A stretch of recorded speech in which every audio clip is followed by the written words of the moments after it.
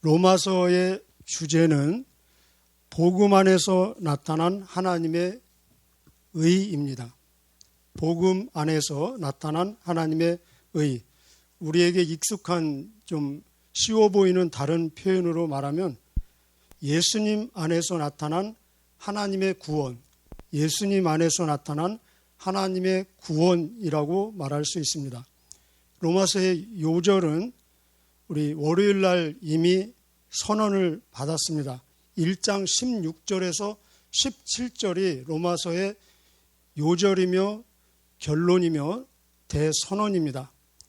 우리가 적어도 로마서 2달 동안 받으시면서 이 말씀은 계속 암송하시고 묵상하시고 또 우리 삶에 적용하시기를 바랍니다. 내가 복음을 부끄러워하지 아니하노니 이 복음은 모든 믿는 자에게 구원을 주시는 하나님의 능력이다. 유대인, 헬라인 차별이 없다. 이 복음 안에서 하나님의 의가 나타났으니 이 하나님의 의는 처음부터 끝까지 오직 믿음으로만 받을 수 있고 그래서 오직 의는 믿음으로 말미암아 살리라. 이게 로마서의 요절입니다.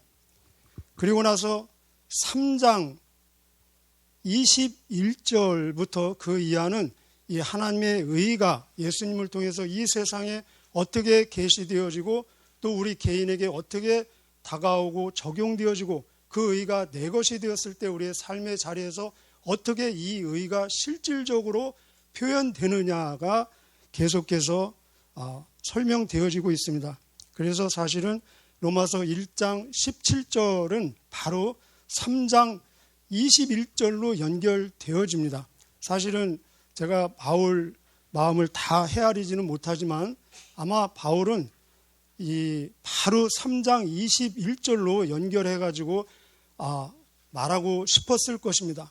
그럼에도 그 사이에 1장 18절부터 오늘까지 3장 20절까지 계속해서 한결같이 보통 사람들이 싫어하는 아름다워 보이지 않는 죄를 폭로하고 있습니다. 왜 그렇겠습니까? 죄인이 구원을 필요로 하기 때문에 그렇겠죠. 우리도 마치 이 병원에 환자가 가면은 환자나 의사나 바라는 결론은 무엇입니까? 결론은 치료, 회복, 그리고 건강 아닙니까? 그러나 그 전에 반드시 선행돼야 될 작업이 있는데 그것은 정확하게 진단하고 현재 상태를 알아보고 그리고 인정하는 것 아닙니까? 그래서 엑스레이도 찍고 CT도 찍고 MRI도 찍습니다. 그런데 오늘 이 결론적으로 이 죄에 대한 선언에 있어서 결론적으로 이 하나님 앞에서 모든 인생들, 그리스도 없는 인생들의 머리부터 발끝까지 이 엑스레이, MRI 사진을 지금 보여주고 있습니다. 그것이 10절부터 18절까지 저와 여러분을 포함한 모든 인생들, 그리스도 없는 인생들의 이 정확한 머리부터 발끝까지 엑스레이 사진입니다. 우리 한번 보실까요? 10절부터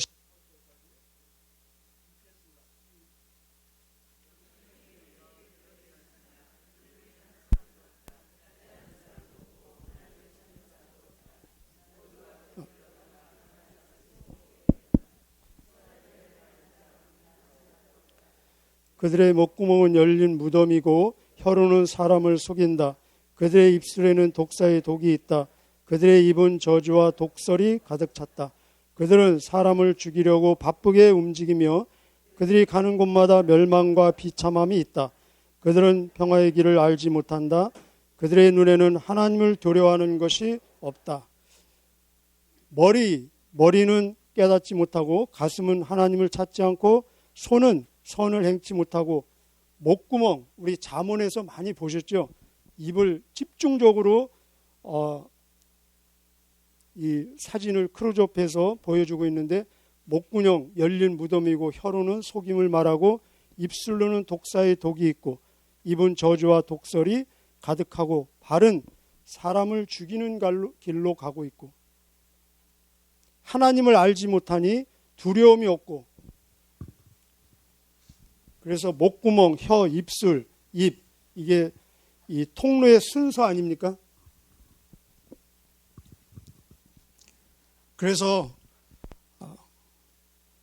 우리의 이 문자적으로 보자면은 우리의 입술을 통해서 때로는 막 한심한 이야기, 불평, 불만, 짜증, 미움, 시기, 질투, 증상, 중상 이런 말이 나올 때 내 목구멍은 무덤이 열린 모습입니다.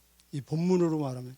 본문이 이렇게 말하지 않는다면 제가 감히 그렇게 말할 수 있겠습니까? 그런데 성경이 지금 그렇게 이야기하고 있습니다. 특별히 오늘 이 1절부터 18절까지의 특징 중에 하나는 굉장히 아주 강한 어조의 부정적인 그런 표현들이 많이 나와 있습니다. 보면은 4절에 보면은 절대로 그렇지 않습니다. 나와 있고 6절에 보면은 결코 그럴 수 없습니다. 나와 있고 9절에 보면은 모두가 다 제 아래 있다. 10절에 한 사람도 없다. 12절 모두 다 쓸모없게 되었고 그리고 12절 끝에 보면은 단 한 사람도 없다. 단 한 사람도 없다. 누가 여기에서 빠져나갈 수가 있겠습니까? 이런 강력한 부정적인 표현들은 우리의 어떤 눈에 보이는 현상, 느낌, 또 경험, 지식 그런 것과 전혀 상관없이 이 선언은 하나님 앞에서 진리이고 그리고 이것이 모든 인생들의 현 상태이고 현 주소라는 것입니다. 여러분 인정하십니까? 아까 말씀드렸죠. 1장 18절부터 오늘 본문까지 한결같이 인생들의 저를 포함한 모든 인생들의 죄를 지금 폭로하고 있습니다. 한 문장으로 그냥 모든 인생들은 죄인이다라고 말하면 충분할 것 같은데 왜 이렇게 많은 분량을 할애해서 인생들의 죄를 그렇게 자세히 폭로하고 있을까? 그 말은 첫째는 그렇게 죄가 많다는 것입니다. 죄의 내용들이 얼마나 많이 있겠습니까? 죄는 죄를 지어서 어쩌다가 죄인이 된 것이 아니라 죄인으로 태어나는 것입니다. 그래서 우리가 아기가 태어났을 때 핏덩어리라고 하지 않습니까? 그런데 그 아기에게 정말 죄송한 얘기지만 영적으로 봤을 때는 죄덩어리라는 것입니다. 적어도 이 로마서 선언에 근거하면은. 그래서 우리가 빠져버린 죄는 그 웅덩이인데 너무 깊어서 스스로 빠져나올 수 없는 것이고 우리의 어리석음 때문에 들어간 늪이기 때문에 다시는 우리의 힘으로는 헤어나올 수가 없다는 것입니다. 죄의 결과는 죽음이기 때문에 죽은 자가 누구도 스스로 자기 힘으로 살아날 수 없다는 것입니다.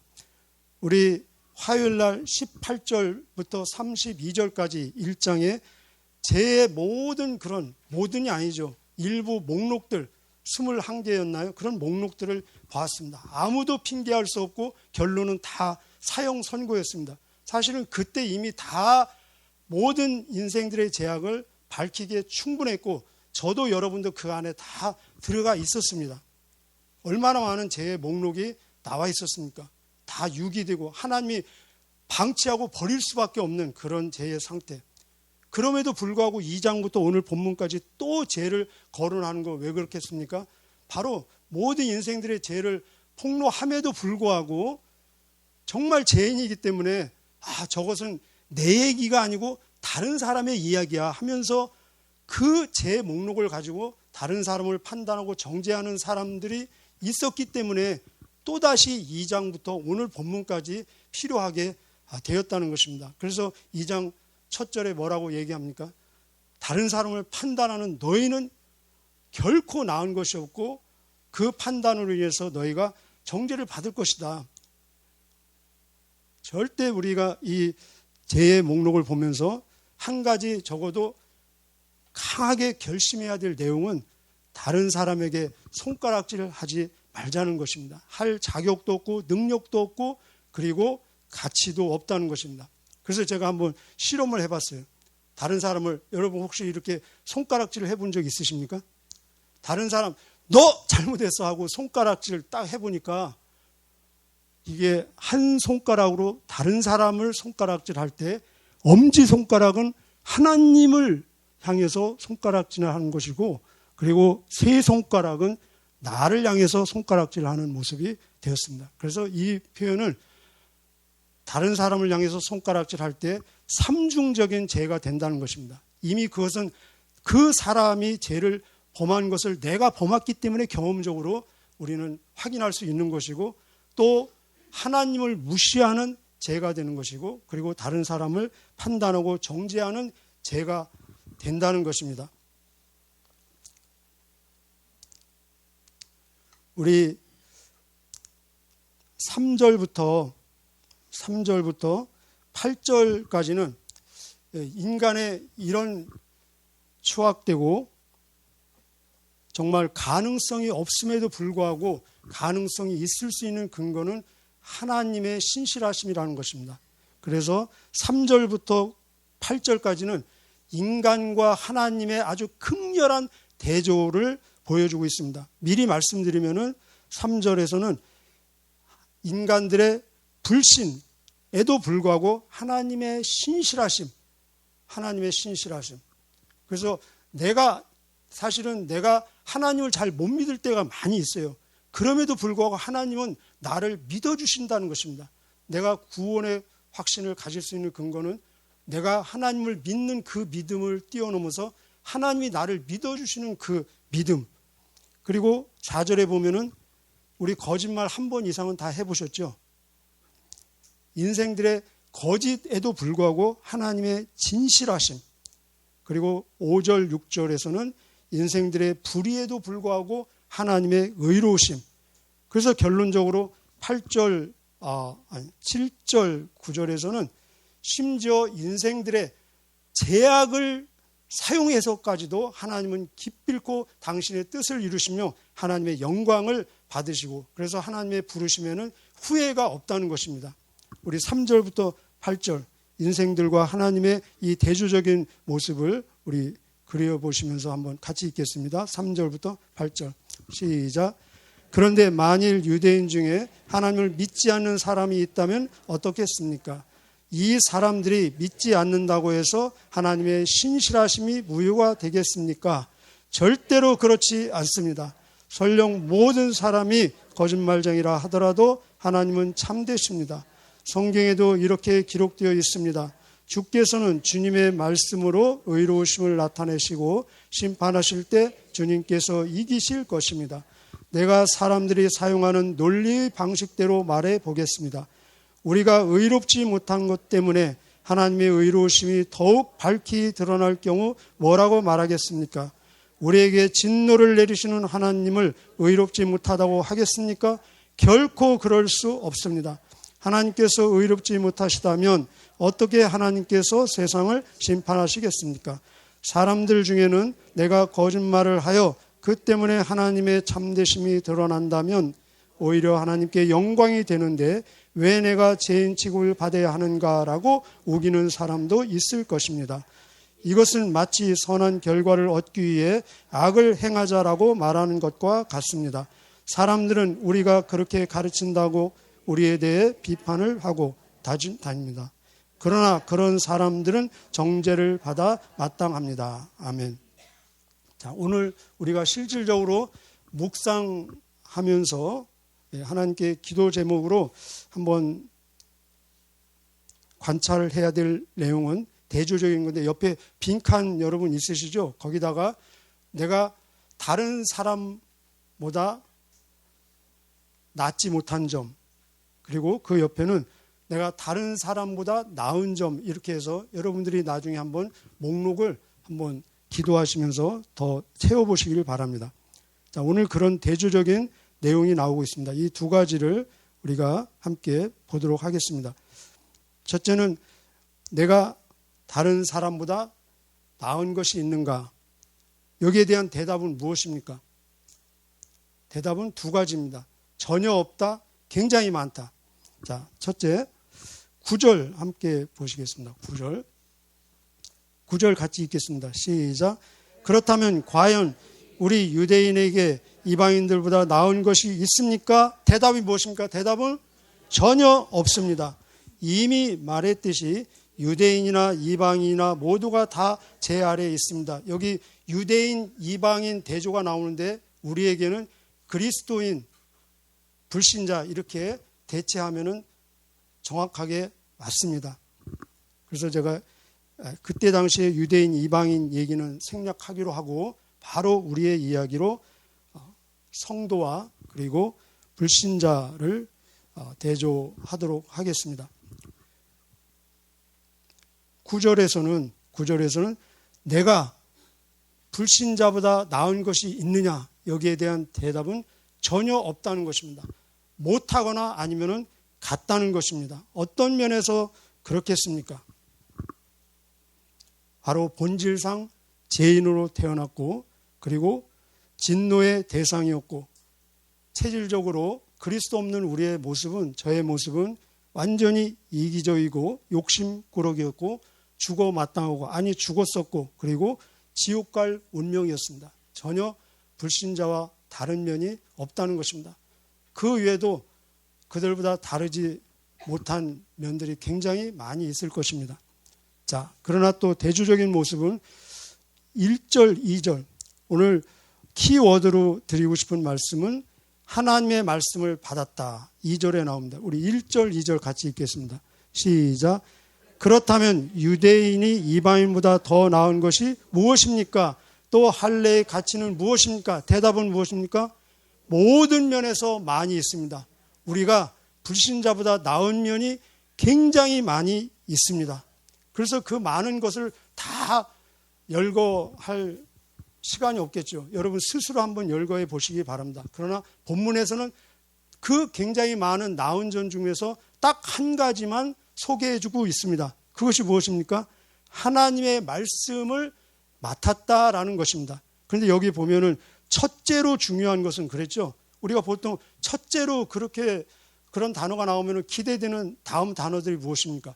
둘째로, 셋째로, 넷째로 순서가 나와야 되지 않습니까? 그런데 둘째, 셋째, 넷째는 없고 첫째만 말하고 있다는 것입니다. 무엇입니까? 이것이 가장 유일하고 절대적인 우리가 세상 사람보다 나은 혜택받은 내용이라는 것입니다. 그런데 이 나은 점이 있는 근거는 절대로 우리의 지식이나 능력이나 공로나 선행이나 노력 투자가 아니라는 것입니다. 바로 하나님의 은혜요, 섭리요, 그리고 하나님의 자비와 특권으로 주어진 것입니다. 그래서 전혀 자랑의 이유가 되지 못한다는 것입니다. 자랑의 심각한 폐단은 무엇인가? 자랑의 심각한 폐단은 하나님의 의도를 오해하게 되고 하나님의 영광을 가로채고, 그리고 자랑은 다른 사람을 무시하게 되고 우월감으로 결국은 교만하게 되고, 자랑은 사명에 실패하게 된다는 것입니다. 내가 다른 사람보다, 불신자보다 나은 이유는 아까 말씀드린 대로 하나님의 은혜, 축복, 자비, 섭리, 특혜라는 것입니다. 그래서 이런 내가 다른 사람보다 나은 것은 다른 사람이 볼 때는 불공평해 보인다는 것입니다. 그래서 공평하신 하나님의 그 공평이 이 세상의 사람들에게 적용될 때는 불공평하게 보인다는 것입니다. 그래서 여러분 혹시라도 우리 주변에 불공평해 보이는 것 때문에 절대로 불평하지 마시기를 바랍니다. 원망하지 마시기를 바랍니다. 불공평한 것이 얼마나 많이 있습니까? 부자로 태어나는 것, 가난하게 태어나는 것, 키 큰 사람, 키 적은 사람, 그 자기 의지와 전혀 상관없지 않습니까? 영적으로 어떤 사람은 막 3대, 4대 모태신앙으로 정말 예수 믿기 좋은, 예수 믿을 수밖에 없는 그런 환경에서 태어나는 사람이 있는가 하면은, 또 어떤 사람은 전혀 정말로 예수 믿기 최악의 환경에서 태어나는 사람, 얼마나 불공평하지 않습니까? 그런데 하나님은 공평하십니다. 그래서 우리는 절대로 불공평해 보이는 것 때문에 불평하면은 안 된다는 것입니다. 나에게 준 이 특권은 무엇입니까? 아까 말씀드렸죠. 하나님의 말씀을 맡은 자, 여기 하나님의 말씀을 범위를 좁히면은 복음을 말하고 있습니다. 복음을 맡았다는 것입니다. 단순히 받은 것이 아니고 맡았다는 것입니다. 여기서 맡았다는 것은 우리 은행에다가 돈을 예탁하는 예탁, 수탁 그런 의미입니다. 이 맡은 의미는 단순히 내가 그 말씀을 받아서 잘 간직하는 것을 뛰어넘어서 그리고 행동으로 실천해서 순종하며 그리고 다른 사람에게 전수하고 옮겨주고 전파하고 가르치는 것까지 포함되어 있습니다. 이 맡았다라는 의미 속에서. 그래서 복음은 우리가 잘 아는 대로 복음은 뉴스입니다. 한번 따라해 보실까요? 복음은 뉴스다. 매일 우리 뉴스 접하지 않습니까? 뉴스는 전해질 때 뉴스가 되는 것입니다. 전해지지 않는 뉴스는 이미 뉴스가 아니라는 것입니다. 그래서 복음 위탁은 우리에게 주어진 최고의 명예이며 특권이며 축복이며 권세이며 특무이며 사명이라는 것입니다. 우리가 이것을 잘 알고 있지 않습니까? 그럼에도 불구하고 이 복음 위탁이 현실적으로 부담스럽게 느껴지는 이유는 오늘 본문과 연관해서 본질적인 인간 이해가 부족하고 또 죄를 다뤄야 되기 때문에 그렇다는 것입니다. 죄는 받는 사람도 부담스럽고 말하는 사람도 굉장히 어려운 것입니다. 그리고 누가 죄인을 접근하기를 누가 좋아하겠습니까? 복음 위탁은 결국 죄인과의 충돌인데 비결은 무엇이냐? 아까 우리 여기 10절인가요? 의인은 한 사람도 없다. 모두가 다 죄 아래 있다. 9절. 우리가 죄인에게 접근할 때는 내가 죄인 중에 괴수라는 심정으로 접근할 때 모든 죄인을 사랑으로 껴안을 수 있다는 것입니다.